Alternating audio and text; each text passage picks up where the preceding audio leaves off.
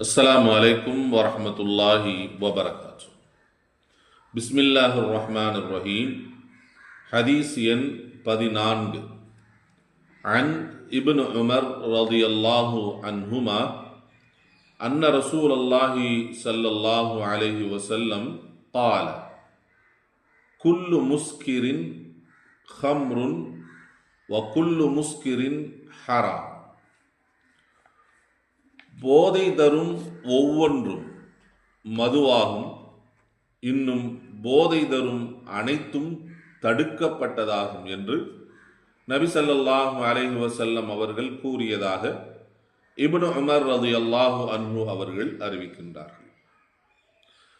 போதை தருகின்ற பானங்களை பருகக்கூடிய பழக்கம் என்பது மனித சமுதாயத்தில் நீண்ட நெடிய காலமாக இருக்கக்கூடிய ஒரு பழக்கம். நபிகள் நாயகம் ஸல்லல்லாஹு அலைஹி வஸல்லம் அவர்களுடைய காலகட்டத்தில் அவர்கள் மக்காவில் இருக்கின்ற பொழுது குறைஷிகள் என்ன செய்வாங்க, மதுவை நிறைய குடிக்கக்கூடிய பழக்கம் என்ன செஞ்சிருக்கு, அவர்களுக்கு இருந்திருக்கிறது. மது என்பதை அவங்க எதிலிருந்தெல்லாம் எடுப்பாங்க அப்படின்னா, பேரித்தம் பழத்தை ஊற வைத்து என்ன செய்வாங்க, அதிலிருந்து மதுவை தயாரிப்பாங்க.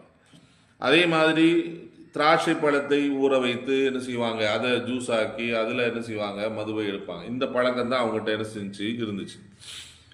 ஆனால் நபி ஸல்லல்லாஹு அலைஹி வஸல்லம் அவர்கள் அப்போ மது அதை மட்டும் அவர்கள் சொல்லி இருக்க வேண்டும்.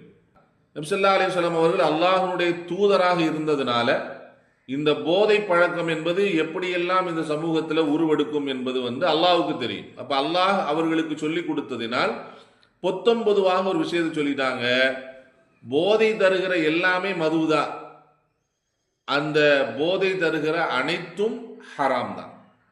இப்போ இன்னைக்கு காலகட்டத்தில் போதை எதிரையெல்லாம் போதையை கொண்டு சேர்த்துட்டான் அப்படின்னா, ஊசியை போட்டு போதை ஏற்றுறான், டேப்லெட்டில் போட்டு என்ன செய்கிறான், போதை ஏற்றி கொள்கிறான். என்ன செய்கிறான், இந்த ஃபெட்டெக்ஸ்ன்னு சொல்லக்கூடிய என்னது அந்த பசை, அந்த பசையை வைத்து மாணவர்கள் என்ன செய்கிறான், போதை ஏற்றி கொள்கிறான்.